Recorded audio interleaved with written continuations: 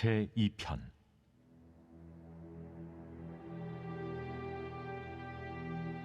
어찌하여 이방 나라들이 분노하며 민족들이 헛된 일을 꾸미는가? 세상의 군왕들이 나서며 관원들이 서로 꾀하여 여호와와 그의 기름 부음 받은 자를 대적하며 우리가 그들의 맨 것을 끊고 그의 결박을 벗어버리자 하는도다. 하늘에 계신 이가 웃으시며 주께서 그들을 비웃으시리로다. 그때 분을 바라며 진노하사 그들을 놀라게 하여 이르시기를, 내가 나의 왕을 내 거룩한 산 시온에 세웠다 하시리로다. 내가 여호와의 명령을 전하노라. 여호와께서 내게 이르시되, 너는 내 아들이라. 오늘 내가 너를 낳았도다. 내게 구하라. 내가 이방 나라를 내 유업으로 주리니 내 소유가 땅끝까지 이르리로다. 내가 철장으로 그들을 깨뜨리며 질그릇같이 부수리라 하시도다. 그런즉 군왕들아, 너희는 지혜를 얻으며 세상의 재판관들아, 너희는 교훈을 받을지어다. 여호와를 경외함으로 섬기고 떨며 즐거워할지어다. 그의 아들에게 입맞추라. 그렇지 아니하면 진노하심으로 너희가 길에서 망하리니 그의 진노가 급하심이라.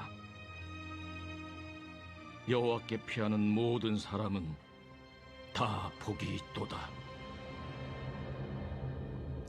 아멘.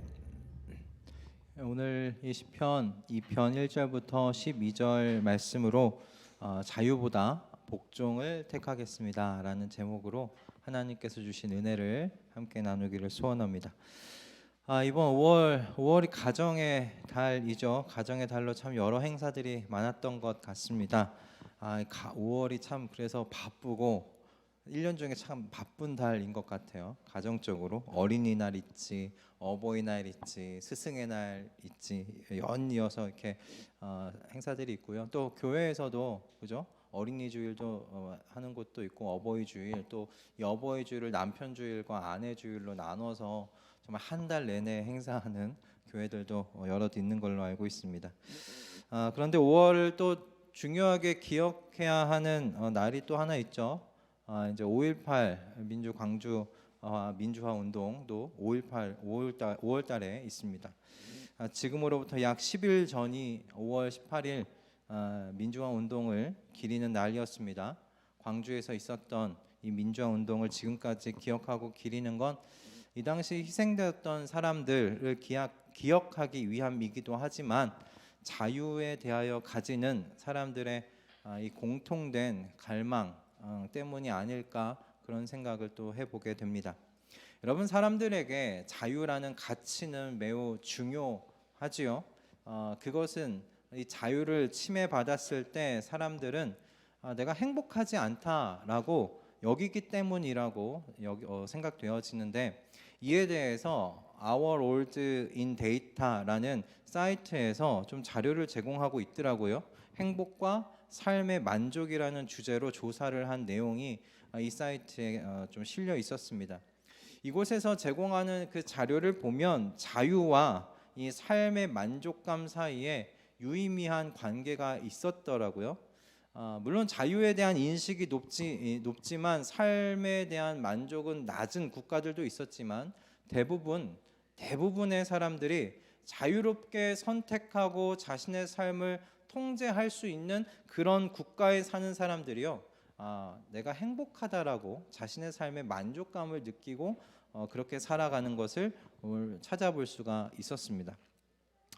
이와 같이 자유와 어떤 이 삶의 이 만족감, 행복과의 이 연관 때문에 세상에는 자유를 위해서 투쟁하는 그 역사가 이어져 왔어요. 그 중에 가장 최근에 있었던 의미 있는 운동이 아마도 남아공에 있었던 아파르헤이트 폐지 운동이라고 생각을 합니다.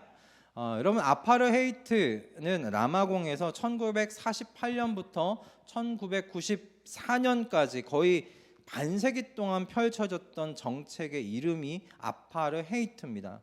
이 정책이 어떤 정책이냐면, 이 남아공에 있었던 백인 우월주의 정부가 시행했던 인종 차별 정책을 이 아파르헤이트 정책이라고 했습니다.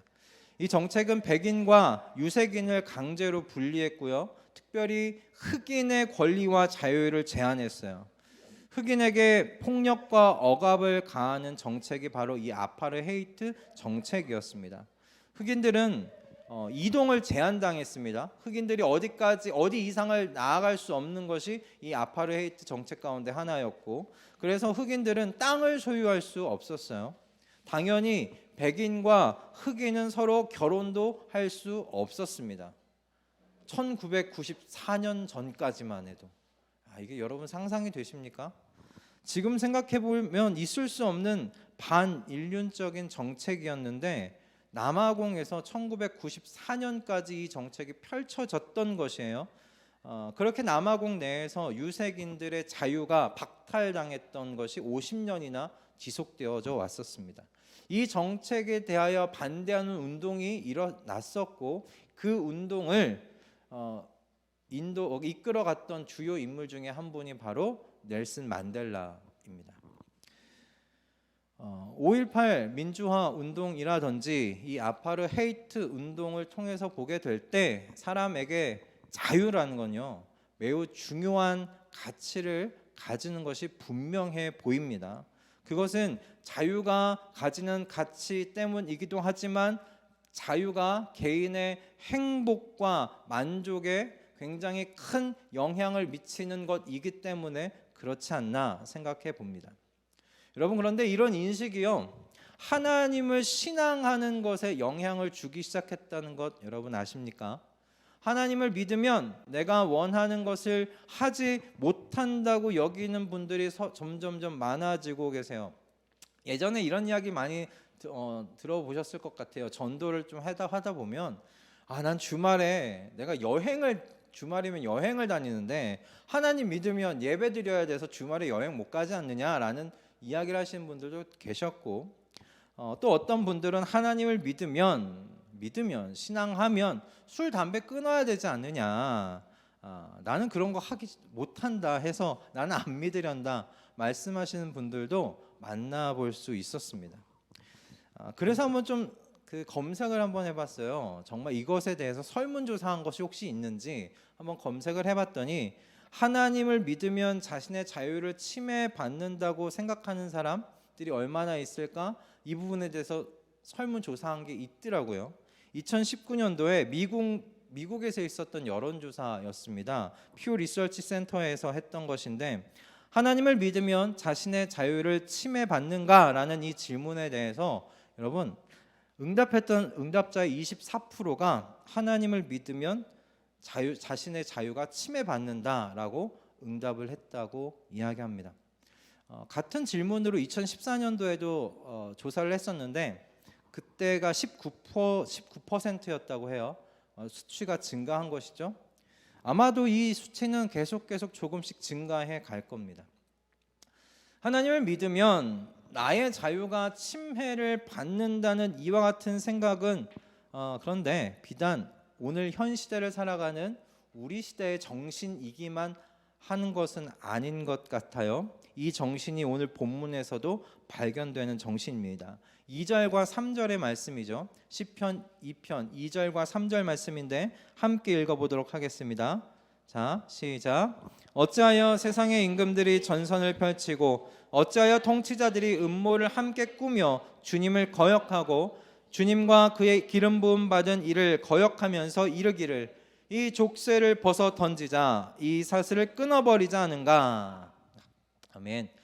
여러분, 시편의 시인은 세상의 임금들이 하나님으로부터 벗어나고자 하는 음모를 꾸미고 있다고 지금 고발하고 있어요.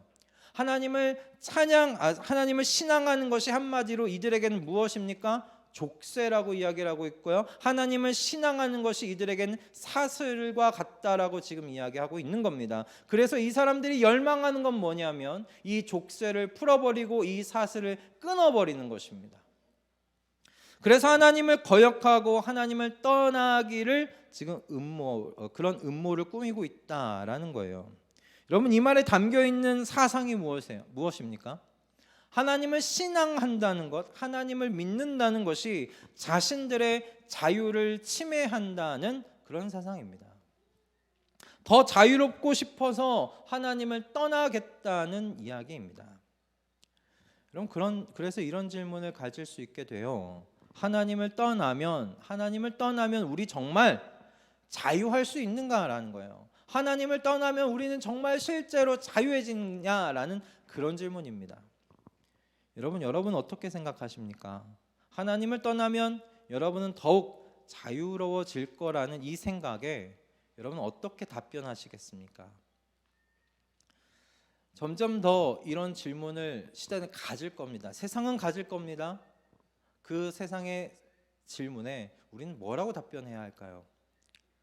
여러분, 예수님께서 이에 대한 질문에 직접적으로 답변한 것은 아니지만 저와 여러분들이 어떤 존재인지에 대해서 이제 말씀하시면서 이 질문에 우회적으로 우리가 이 질문에 대한 답을 우회적으로 좀 묵상할 수 있는 말씀을 주셨는데 바로 요한복음 15장 5절 말씀입니다. 요한복음 15장 5절 말씀 우리 함께 읽어보도록 하겠습니다. 자, 시작. 나는 포도나무요 너희는 가지이다. 사람이 내 안에 머물러 있고 내가 그 안에 머물러 있으면 그는 많은 열매를 맺는다. 너희는 나를 떠나서는 아무것도 할 수 없다. 아멘. 여러분, 예수님께서 이 말씀을 통해서 저와 여러분의 정체성에 대해서 분명하게 말씀하고 계세요. 예수님은 포도나무고 저와 여러분은 가지다라고 분명하게 말씀합니다. 저와 여러분의 정체성은 가지입니다. 가지는 여러분 나무로부터 자유로울 수 없는 존재입니다. 그런데 여러분 한번 생각해 보십시오. 나무로부터 자유로워진 가지, 그 가지는 어떻게 되겠습니까? 정말 자유로워지는 겁니까? 아니죠. 나무로부터 자유로워진 여러분 가지는요, 죽음이라는 것에 속박되고 맙니다. 매이고 맙니다. 사슬처럼 매이고 맙니다. 여러분 이해가 되십니까? 나무에 붙어 있다는 것이 너무 답답하고 갑갑해서 나는 좀 자유롭게 움직이고 싶어. 그렇게 나무의 족쇄를 벗어던지고 나무의 사슬을 끊어버리자고 말하면서 나무를 거역하고 가지가 나무로부터 여러분 떠났다고 한번 생각해 보십시다. 여러분 그때부터 그 순간부터 가지는요 두 가지의 죽음에 속박되게 됩니다. 두 가지의 죽음에 속박되게 돼요. 일단 가지는 그 순간 죽어가는 존재가 됩니다. 결국엔 메말라서 죽게 돼요. 가지도 그런 자신의 변화를 알아차립니다. 순간순간 엄습해오는 죽음에 대한 공포 속에서 이제 살아가야 합니다. 그 죽음에 속박돼서 살아가게 되는 것이 이 가지의 운명이 되는 거예요. 또한 가지는 어떤 존재가 되어버리고 마는가? 열매를 맺지 못하는 존재가 되고 말아요. 가지는 더 이상 가지일 수가 없게 됩니다. 열매를 맺었던 기쁨은 온데간데 없이 사라지고 텅 비어버린 나뭇잎, 아무런 열매도 없는 자신의 존재만을 보게 되는 거예요. 앙상하게 남아있는 자신의 존재만 보게 됩니다. 나무에서 떨어진 가지는요 더 이상 가지일 수 없어요. 이미 존재적으로 죽은 거예요. 열매를 맺지 못하는 존재. 그러나 반대로 여러분 생각해 보세요. 가지가 나무에 속박되어 있다고 여러분 생각해 보세요. 나무에 붙어 있는 가지는요 죽음이라는 것에 속박당할 수 없어요. 여러분 어떻게 죽음이라는 것에 묶일 수 있겠어요? 매일 수 있겠어요? 끊임없이 공급되는 양분을 먹는데 어떻게 죽음을 생각하겠어요? 끊임없이 양분이 공급되는 한 가지는요 죽음이라는 것에 속박당할 수 없는 존재예요. 또한 가지는 끊임없이 공급되는 양분으로 인해서 자신이 맺고자 하는 열매를 적극적으로 맺을 수 있게 돼요. 가지가요 나무에 붙어 있는 한 그 가지는 자신의 존재대로 살아갈 수가 있어요. 자유롭게 자신이 하고 싶은 열매를 마음껏 맺으면서 그렇게 살아가는 가지예요. 사실 요한복음 15장에 기록된 예수님의 이 포도나무 비유는요 자유에 대한 주제로 예수님께서 말씀하신 비유가 아니죠. 그러나 이 비유 속에는 하나님으로부터의 독립을 통해 절대 자유를 얻을 수 없다는 것을 우리가 묵상하게 해요. 하나님으로부터 벗어나게 되면 자유를 얻는 것이 아니라 죽음 속에 속박당하여 살아간다라는 것을 우리에게 알려줘요. 하나님으로부터의 독립이라는 것을, 하나님으로부터 그렇게 우리가 독립될 때 우리는 자유하게 되는 것이 아니라 오히려 속박당함 속에서 살아간다는 것을 이 포도나무 비유를 통해서 우리로 하여금 깨닫게 해주시는 말씀이다 싶습니다. 물론 여러분, 사람에게 자유는 매우 중요한 가치입니다. 그래서 사람들은 자신의 자유를 억압받는 것에 반대해서 자유를 얻기 위해 투쟁까지 합니다. 앞에서 말씀드렸듯이 5.18 민주화 운동도 그런 것이었고, 남아공의 아파르헤이트 철폐 운동 또한 마찬가지의 맥락 속에서 일어났던 운동들이지요. 그러나 오늘 시편 2편의 말씀과 요한복음 15장에 나온 포도나무 비유에 대한 말씀을 근거로 여러분, 우리는요, 자유보다 더 중요한 것이 있다는 것을 알 수 있게 되고요. 그리고 사람은 자유를 통해 행복해지는 것이 아니라는 것을 우리가 배울 수 있습니다. 오늘 이 두 가지를 오늘 말씀을 통해서 좀 생각해 보고자 하는데, 여러분, 첫 번째 이것입니다. 자유는 여러분 중요합니다. 중요하다고 해서 그런데 그것이 최우선이 될 수는 없어요. 자유보다 중요한 것은 무엇이냐면, 자유보다 앞장서 있는 것은 무엇이냐면 내가 누구인지를 아는 것이라는 것이에요. 저와 여러분이 누구인지 아는 것이 먼저다라는 겁니다. 그것이 자유보다 먼저 있어야 돼요. 내가 누구인지를 모르면요, 자유는 나를 망가뜨리는 도구가 될 뿐입니다. 여러분에게 있는 그 자유가 나 자신을 망가뜨리는 도구가 될 수 있다는 거예요. 여러분, 갈라디아서 5장 13절 말씀입니다. 우리 함께 읽어볼까요? 갈라디아서 5장 13절 말씀 함께 읽겠습니다. 자, 시작. 형제자매 여러분, 하나님께서는 여러분을 부르셔서 자유를 누리게 하셨습니다. 그러나 여러분은 그 자유를 육체의 욕망을 망조시키는 구실로 삼지 말고 사랑으로 서로 섬기십시오. 아멘. 여러분, 내가 누구인지를 모르면요, 그 자유를 그저 이 말씀이 이야기하는 바가 뭡니까? 우리의 육체적인 욕망을 실현할 도구로 사용할 수 있는 사람들이라고 이야기를 하고 있어요. 그죠? 여러분, 사람들이 왜 자유를 추구합니까? 자유에 대한 그 사전적 정의를 보면 두 가지로 나눌 수 있어요. 소극적인 정의와 적극적인 정의로 나뉘더라고요. 소극적인 정의는 이겁니다. 자유를 외부로부터 속박이 없는 상태로 얘기해요. 외부로부터 속박이 없는 상태, 즉 그냥 우리 자신이 원하는 것을 할 수 있는 상태를 자유라고 불러요. 근데 적극적인 건 뭐냐면 자신이 하고자 하는 바를 적극적으로 할 수 있는 상태라고 이야기를 하더라고요. 그러니까 무엇이 되었든 자유라는 건 뭐냐면 사람이 자신이 원하는 바를 아무런 간섭 없이 적극적으로 할 수 있는 상태다라고 정의를 내리고 있더라고요. 여러분, 이 자유가 그래서 오늘날 어디까지 나아가고 계신지 아십니까? 자신의 성을 선택하는 자유까지 나아가고 있어요. 더 이상 사람들이 생물학적인 남성과 여성으로만 구별되는 것을 거부하고 있습니다. 스스로 사회적인 성별을 선택할 수 있는 자유를 얻으려고까지 하고 있어요. 이게 뭐 젠더 이상이 아니라 남성과 여성으로만 나뉘지 않습니다. 이 성이 굉장히 다양하게 나뉩니다. 그 안으로 들어가 보면 생물학적으로 주어진 성이 아니라 나 스스로 내가 내 성의 정체성을 결정하겠다는 거예요. 선택하겠다는 거예요. 그 자유를 내가 누리겠다는 거예요. 여러분, 자유를 통해서 욕망을 이루려는 사람들의 성향이 물론 성 정체성에만 해당되는 것은 아니에요. 사람들은 이 자유라는 도구를 통해서 모든 것을 여러분 누리고자 하는 그 욕망을 충족하고자 합니다. 여러분, 그러나 그런 자유는 결국 우리 자신을 퍼뜨릴 수밖에 없어요. 내가 누구인지를 모른 채 이 자유를 그냥 내 육신의 욕망을 따라 쓰게 되면 우리는 우리 스스로를 망가뜨리게 돼요.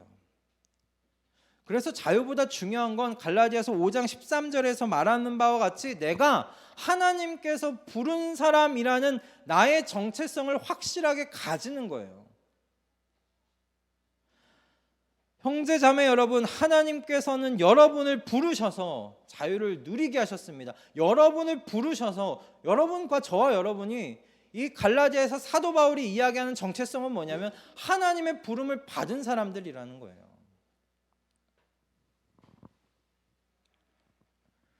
오늘 본문은 우리에 대해서 7절 말씀을 통해 또 다시 이렇게 이야기합니다. 7절 말씀입니다. 이 시편 2편 7절 말씀인데 함께 읽겠습니다. 시작.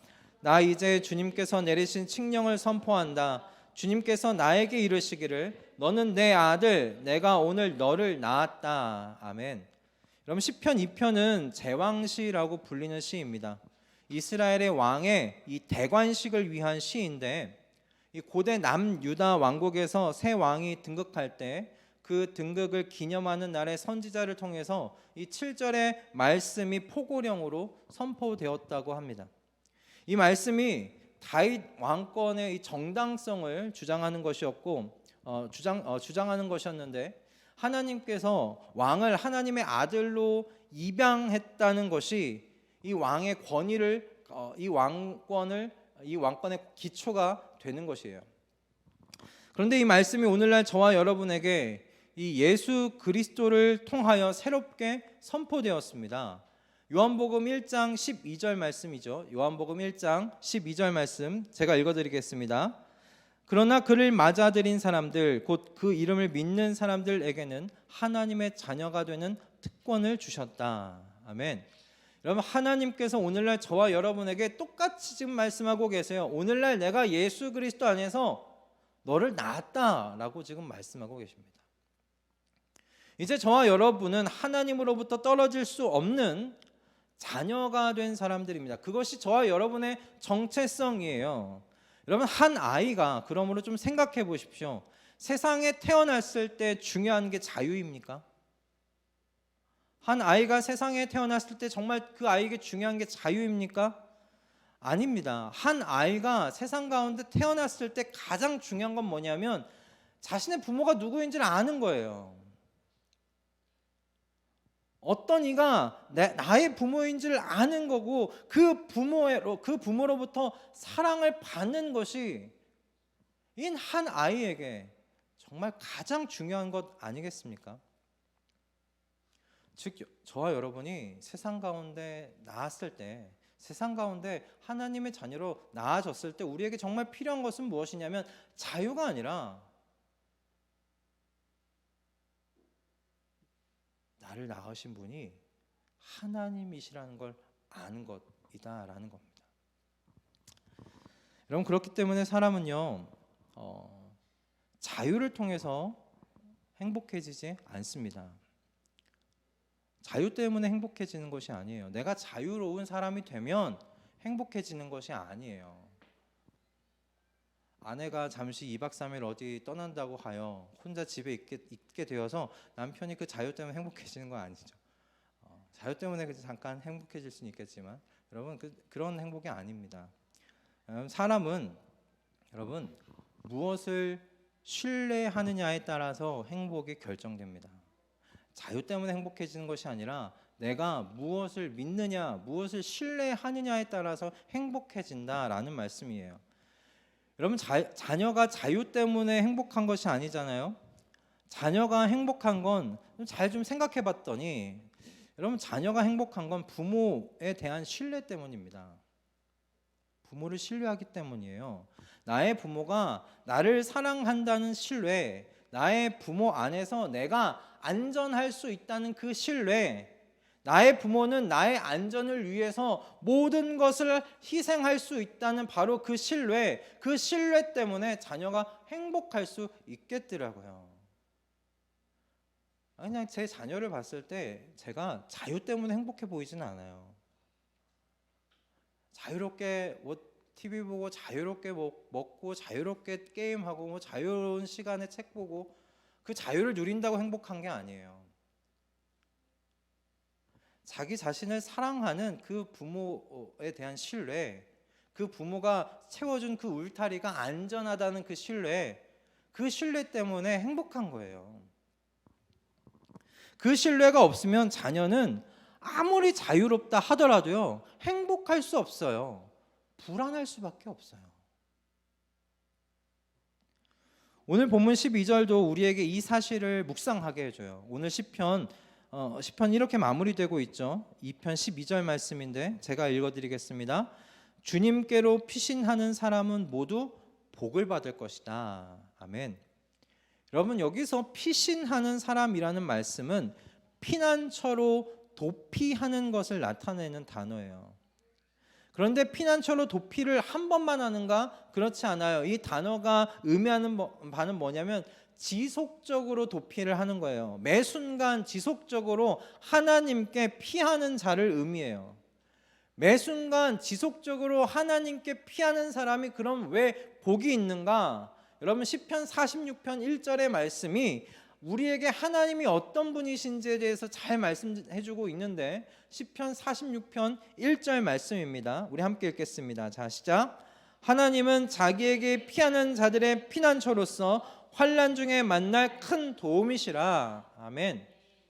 여러분, 자신에게 피하는 자들에게 피난처가 되어주시고 큰 환난 중에 도움이 되시는 이런 하나님을 여러분 신뢰하는 사람, 여러분 그 신뢰 때문에 행복할 수 있는 거예요. 이 하나님 안에서 자유 때문에 행복한 것이 아니라. 여러분, 사람이 무엇을 신뢰하느냐에 따라 그러므로 행복이 결정됩니다. 삶에 대한 만족감이 결정되는 겁니다. 여러분, 사실 자유 또한 이 신뢰의 바탕을 두는 것 아니겠습니까? 앞에서 말씀드린 대로 자유의 정의가 외부로부터 속박이 없는 상태, 자신이 하고자 하는 바를 적극적으로 할 수 있는 상태를 자유라고 이야기했는데, 여러분 이 자유를 이와 같은 상태로 만들어줄 수 있는 그럼 어떤 대상이 필요하지 않겠어요? 외부로부터 속박이 없는 상태를 만들어줄 뭔가가 있어야 되지 않겠습니까? 내가 적극적으로 무엇인가 내가 하고자 하는 것을 할 수 있는 상태로 나를 만들어줄 무엇인가가 필요하지 않겠습니까? 사람들은 그것을 정치 제도라고 볼 수도 있겠죠. 민주주의라고도 이야기를 할 수 있겠고, 어떤 사람들은 또 재력이라고 이야기할 수 있을 것이고, 어떤 사람들은 권세, 어떤 사람들은 개인적인 능력, 재능이라고도 생각할 겁니다. 민주주의를 왜 그렇게 지키려고 합니까? 민주주의가 우리의 자유를 보장해 줄 수 있다고 신뢰하기 때문 아닙니까? 왜 그렇게 40대 전에 많은 돈을 모아서 파이어족이 돼보려고 합니까? 재물이 나의 자유를 보장해 줄 수 있다고 신뢰하기 때문이 아니겠습니까? 만약 여러분 이와 같은 것들이, 이 민주주의가 나의 자유를 보장해 줄 수 없다, 재물이 나의 미래에 대한 자유를 보장해 줄 수 없다라고 생각한다면 사람들은 다른 대안을 찾아 나설 겁니다.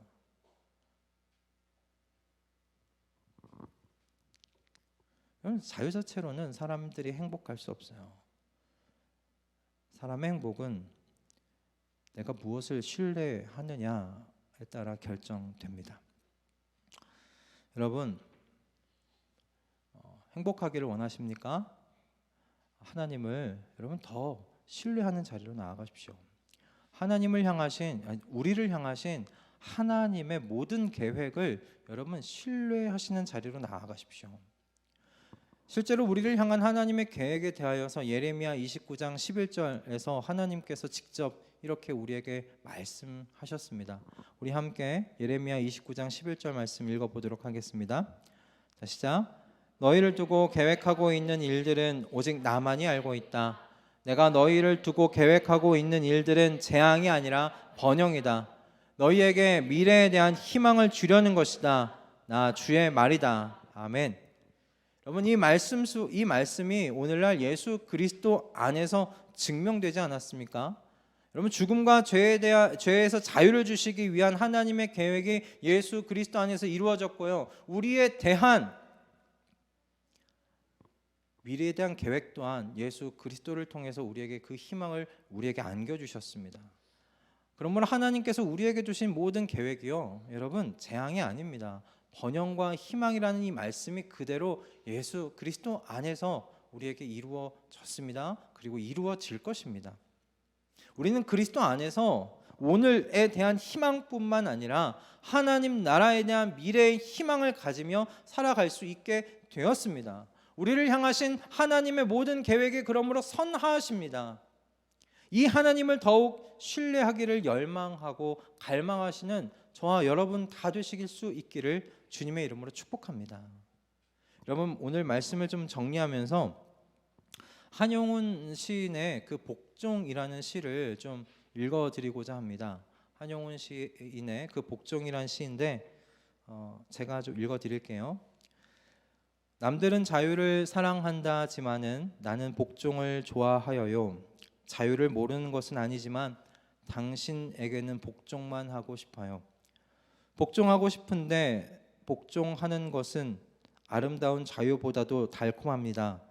그것이 나의 행복입니다. 그러나 당신이 나더러 다른 사람을 복종하라면 그것만은 복종할 수 없습니다.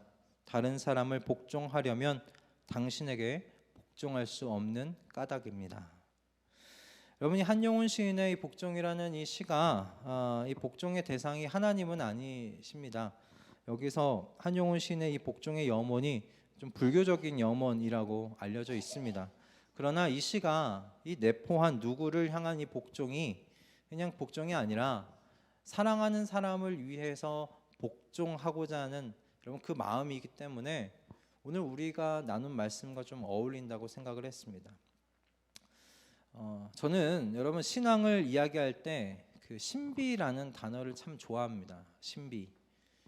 왜냐하면 신앙에는 세상이 이해할 수 없는 그 역설이라는 것이 좀 존재하기 때문입니다.